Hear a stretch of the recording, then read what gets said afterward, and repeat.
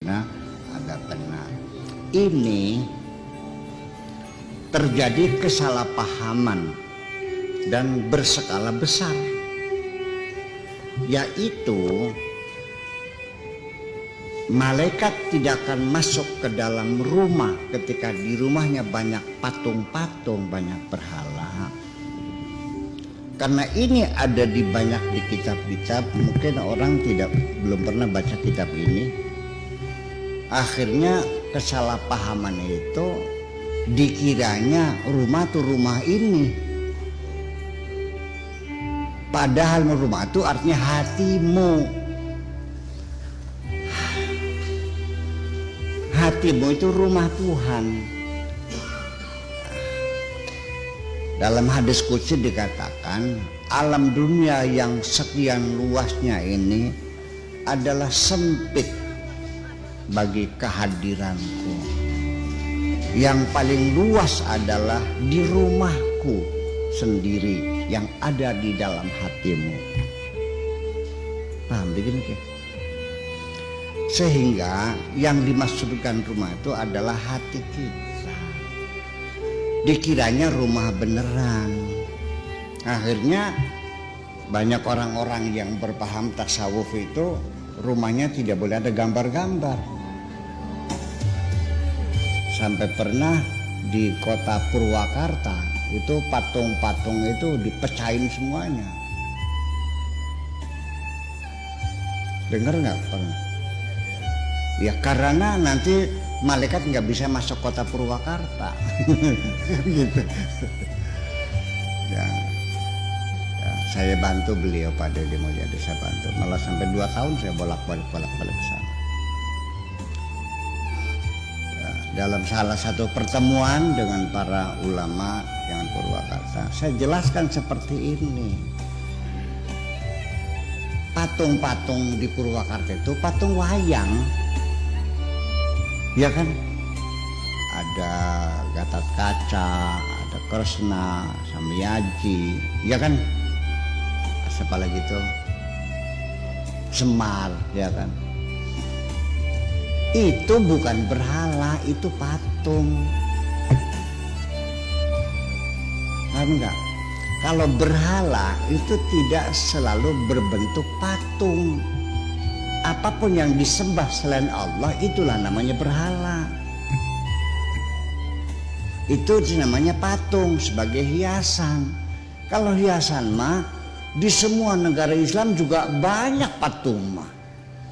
Malah patung presidennya lagi masih hidup, ya kan? Silakan masuk di Mesir, di mana, di museumnya, di Giza, di piramida, di Abul Haul, ini semuanya patung-patung dipelihara.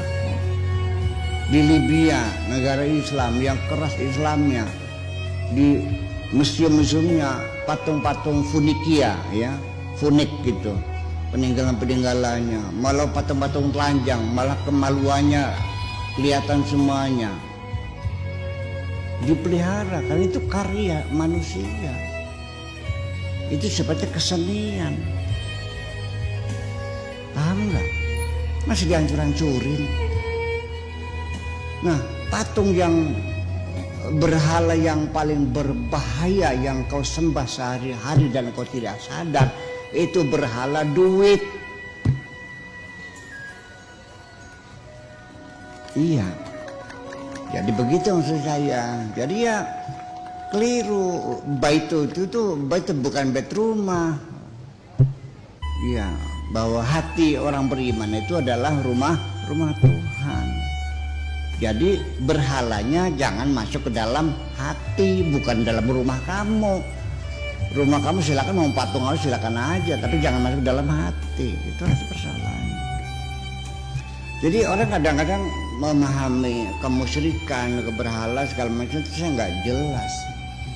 Sampai jimat saja musyrik segala macam.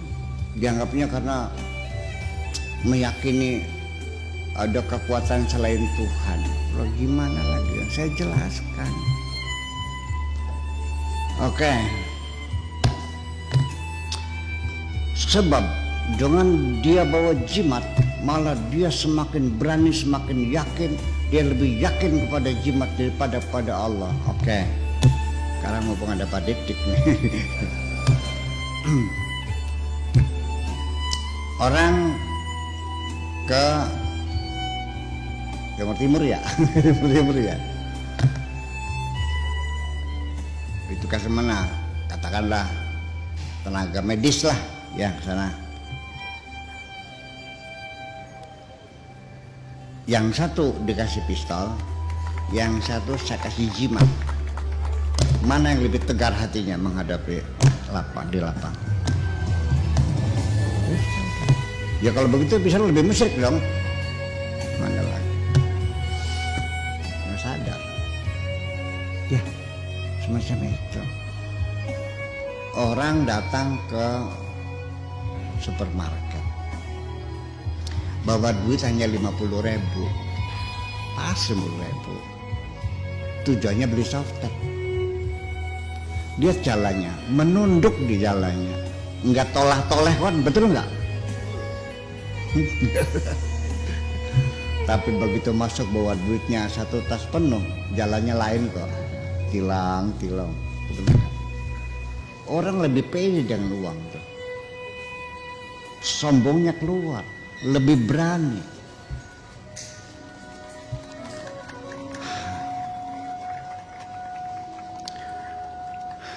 Orang yang uangnya berkoper-koper akan berani membentak saya, tapi orang nggak punya uang nggak bakal berani. Iya kan? Ketika orang itu mencari uang, mengorbankan agamanya, mengorbankan kehormatannya, mengorbankan anaknya semuanya. Kalau semuanya kau korbankan, bukankah itu berhala? Engkau menyembah harta.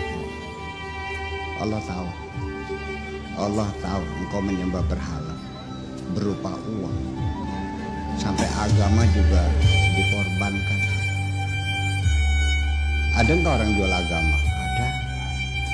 Wa syarauhu bisamanin bakhsin darahima wala tasyrabu bi ayatillahi samanan qalila. Jangan kau jual agamamu dengan harga yang murah. Tidak sedikit di dunia banyak orang yang menjual agamanya untuk kekuasaan. Betul kan? Iya dong. Mana lagi? Ya tahu diri aja lah. Saya tidak bisa menguraikan panjang lebar, tetapi realitanya seperti itu. Berhala itu tidak mesti berupa patung. Patung itu adalah hiasan. Ketika disembah namanya berhala. Tetapi berhala yang tersebar di mana-mana adalah berhala-berhala yang ada di kantongmu itu. Ya. Kenapa disebut berhala? Karena kau korbankan segalanya untuk menyenangkan berhala itu. Kamu punya patung, tidak banyak berbuat apa-apa kok. Ngomong juga nggak bisa patung tuh, ya kan? Gebuk juga nggak bisa ngebalas. Tapi dengan uang engkau mengatakan aku bisa berbuat apa saja.